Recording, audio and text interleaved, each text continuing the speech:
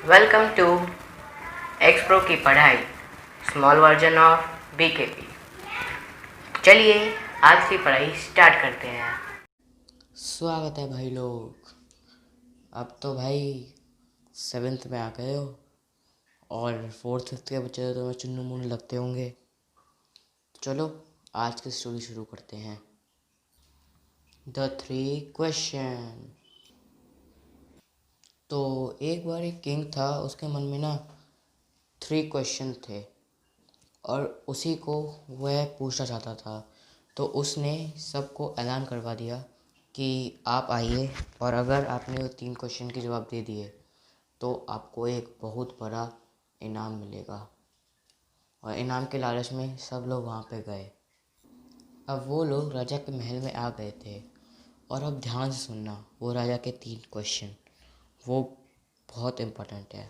और वो थे कि अगर यह बताओ कि मैं अपना सबसे ज़रूरी काम किस समय पे करूं, और क्या चीज़ मेरे लिए कौन से टाइम पे करना सबसे ज़्यादा ज़रूरी है। और दूसरा, कौन है वो इंसान जिसकी मैं बात सुनूंगा, और वो क्या ज़रूरी काम है जो मुझे करना होगा। अब ये 3 क्वेश्चन इन सब से पूछे गए और इन सब के भी माइंड चकरा गए। फिर इन लोगों ने कुछ भी आंसर देने के लिए एक अलग ही षड्यंत्र रचा। एक क्लास टॉपर ने बोला कि आप एक काम करिए, टाइम टेबल बनाइए और उसको फॉलो कीजिए, जिससे आपको पता होगा कि कौन सी चीज़ किस टाइम पे करनी है। तो भाई लोग, ये पहले क्वेश्चन का आंसर है। अभी बैक बेंचर की बारी आती है। वो बोलता है, महाराज आप तो किसी मैजिशियन के पास चले जाओ और उससे अपना सारा का सारा काम करवा लो, क्योंकि उनमें ही पावर है समय को आंख को देखने के लिए। और अब आते हैं हमारे मिडिल वाले भाई। ये बोलते हैं ये सोचना एकदम बेकार है कौन से टाइम पे क्या काम करना है, क्योंकि आप ऐसा तय नहीं कर सकते कि कौन सा काम किस टाइम पे ज़्यादा इम्पोर्टेंट है। अब इन तीनों की सेकंड क्वेश्चन पे भी अलग अलग राय हैं। अब गर्व से इन सब का सीना सॉरी मुंह बड़ा हो गया। अब सेकंड क्वेश्चन में भी टॉपर ने आंसर किया। याद है ना सेकंड क्वेश्चन? चलो कोई बात नहीं, मैं एक और फिर से बता देता हूँ।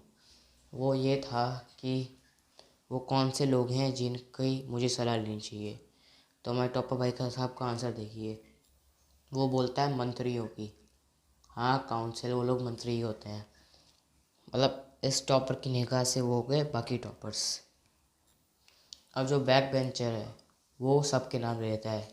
वो बोलता है मैजिशियन, डॉक्टर और lawyer, chartered accountant, accountant, magician, सब क्यों। और चाहे तो सोल्जर से भी पूछना चाहिए तुम्हें। याद है ना टॉप लास्ट बेंचर एग्ज़ाम के समय क्या करता है।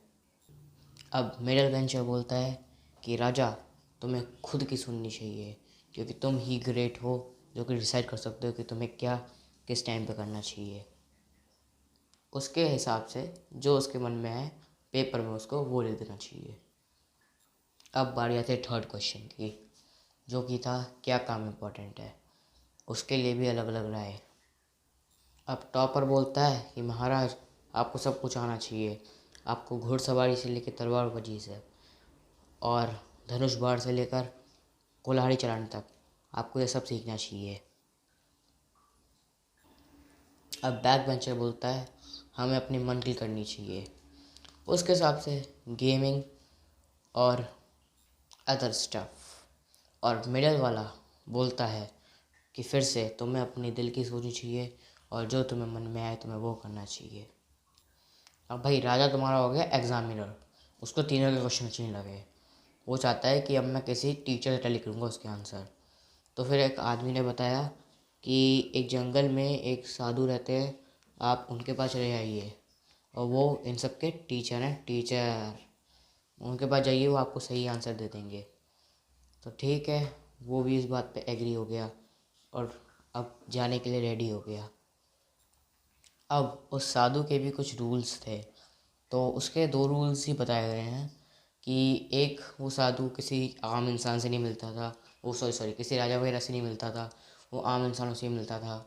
और दूसरा रूल ये था कि अगर उसको आंसर नहीं देना है तो तुम उसको फोर्स नहीं कर सकते। चलो तब भी राजा ने सोचा कि मैं तब भी साधु के पास जाऊंगा, और वो पहुंच गया जंगल में उस साधु से मिलने, क्योंकि जो उसकी कुटिया थी वो जंगल में ही थी। अब जैसे ही वो राजा वहाँ पे पहुँचा तो वो साधु अपने हाथ में एक एक्स लेके, एक्स समझ लो, वो जा रहा था। वो मतलब ज़मीन में गड्ढा कर रहा था।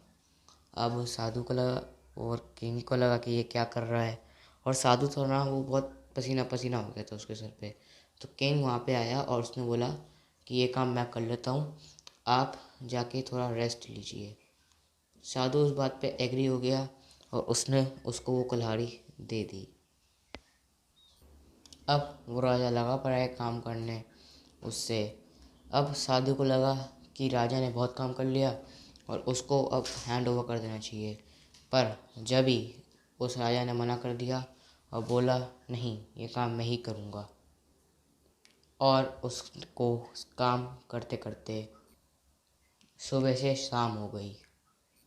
काम करते करते उसने कई बार अपने 3 सवाल पूछे थे और उस साधु को भी पता चल गया था, पर साधु भैया अपने सकते हैं, उन्होंने एक सवाल का भी आंसर नहीं दिया अभी तक।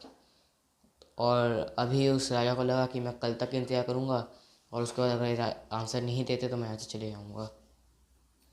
तभी एक आदमी वहाँ पे दौड़ के आया उनके पास। अब वो जो हर्मिट था, वो साधु था, वो वहाँ से उठ गया और वो सीधा राजा की तरफ दौड़ा और राजा से बोला कि इसको बचाना चाहिए हमें, और राजा उसको बचाने में लग गया। अब राजा ने उस आदमी को लेटाया और तब उन्होंने देखा कि उसके पेट से बहुत सारा खून बह रहा था। तो उसने उसकी क्लोथिंग कर दी, क्लोथिंग मतलब पट्टी चढ़ा दी उस पर, और उसका खून वहाँ पे रुक गया। घाव अभी भी था पर अब उतना खून नहीं निकल रहा था। फिर उस आदमी ने बोला कि मुझे वाटर चाहिए, तो फिर उस राजा ने उसको पानी ला के दिया और उसके बाद वो बैठ गया वहीं पे ही।